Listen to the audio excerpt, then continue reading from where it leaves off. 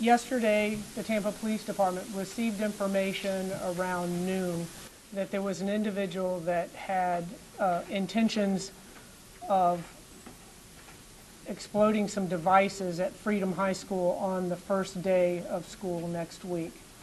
The Tampa Police Department, in cooperation with the Hillsborough County School Systems, started to investigate this information and found that it was very, very credible.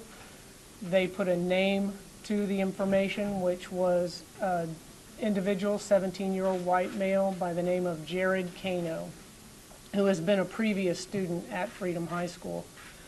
They went out to his residence, were able to take him into custody. They received permission to search his room and his apartment, and they indeed found a manifesto written by Jared that outlined minute by minute what his actions were going to be on the first day of school, to include detonating explosive devices through the school. There were 2 individual faculty members that were specific targets, and then he also mentioned his desire to cause more casualties than were suffered at Columbine.